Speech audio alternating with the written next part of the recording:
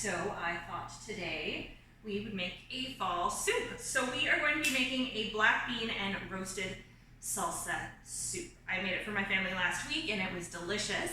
I will link back to the original creator of this recipe, which is from a blog called Budget Bites, conveniently enough. So what you're going to need for this recipe, we're going to need some tomatoes. The original recipe calls for Roma tomatoes.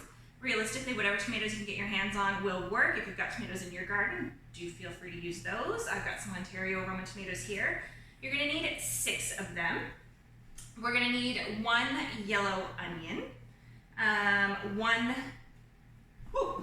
red bell pepper, 1 jalapeno pepper. If you don't like it spicy, you can feel free to leave this out, or if you want it to be kind of medium, just take the ribs and the seeds out, and that will sort of temper the spice level a little bit. And then you're going to need 2 poblano peppers. I really like spicy in mine, so I've actually got some hot peppers here in place of the poblanos. And if you can't find poblanos, you can just use a regular green pepper. That will work just fine as well. And then, so last but not least, you are going to need 4 cloves of garlic. And what we're going to do is we're basically just going to slice all these things in half, put them all onto this baking sheet, drizzle them with olive oil, season with a little bit of salt and pepper, and we're going to pop them in a 400-degree oven for 45 minutes or so until everything sort of starts to look brown around the edges and nicely roasted and delicious. All right, so I'm going to process all my stuff. I'll show you what it looks like on my baking sheet just before I pop it. So here are all my veggies, nicely processed up. They're ready to go in my 400-degree oven behind me here. So I've just lightly drizzled them with olive oil, given them a little toss, a little bit of light salt and pepper. If you're on a low sodium diet, feel free to leave the salt out at this point. That's just fine. It's not strictly necessary. And we're gonna let these roast and get delicious. I get lots of questions about vegetables, about whether it's better to eat them raw or to eat them cooked.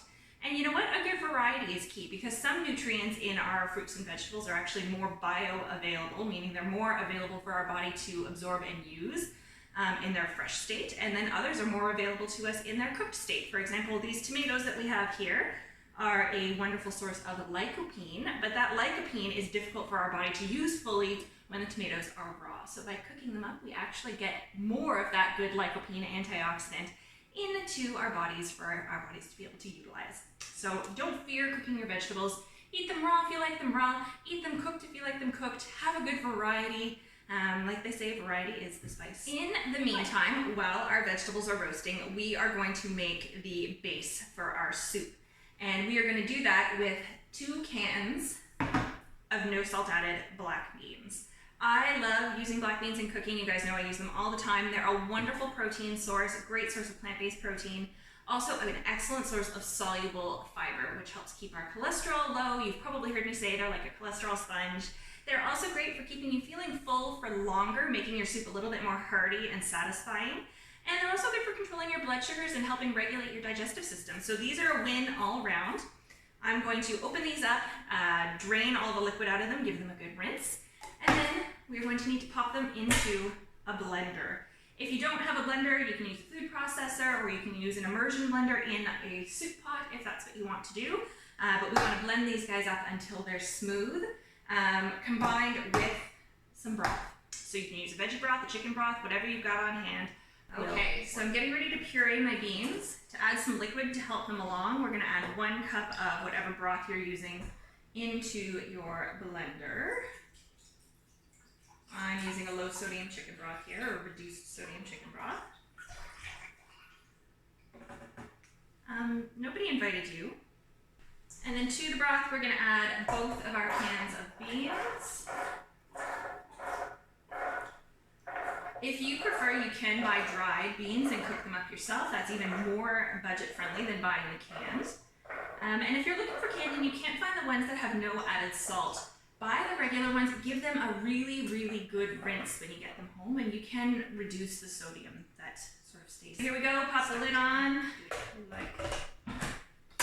and we're gonna blend until smooth. Alrighty, so when those are done, they're gonna look like a thick, kind of purple colored paste.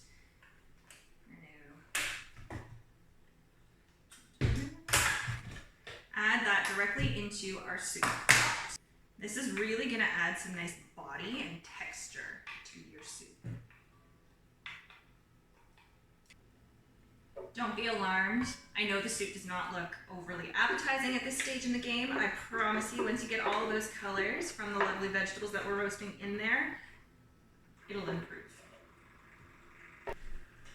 And I'm just gonna pop the blender right back on here because we are going to puree all our vegetables in here after.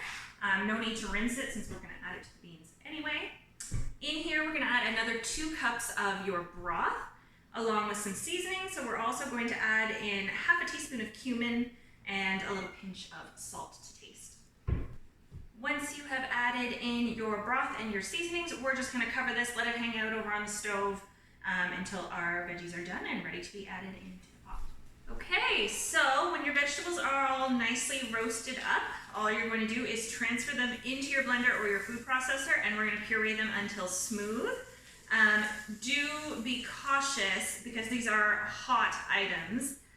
When you put them in your blender, some pressure is going to build up. So a good idea is if you can vent it and put a dish rag over top of it to let the steam escape. Otherwise, you could create a bomb in your kitchen, and we don't want to do that. So be safe with your blender, puree everything up, and then we're going to add the pureed mixture into our soup pot. All right, to our roasted vegetables, we are actually going to add some cilantro. Now, cilantro is a very polarizing ingredient. If you don't like the cilantro, feel free to skip this step. I love cilantro. I'm going to put about a half cup or so into my blender. All right, once everything is nice and blended, we are just going to add our pureed vegetables into our black bean and broth mixture.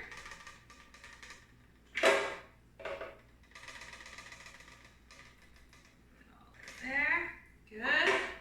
And then we're just going to mix until it's all evenly combined and the texture's kind of even. Pop it on the stove. We're going to bring it up to a boil and then reduce the heat to low and simmer for about 10 minutes. Just to simmer for about 10 minutes to let the flavors blend. All right, and once your soup has been simmering for 10 minutes, that's it. It's done. It's ready to serve. This is a complete meal with a great source of protein in there, tons of fiber, tons of great antioxidants. And it's pretty budget friendly, especially if you're able to get any of the ingredients from your garden.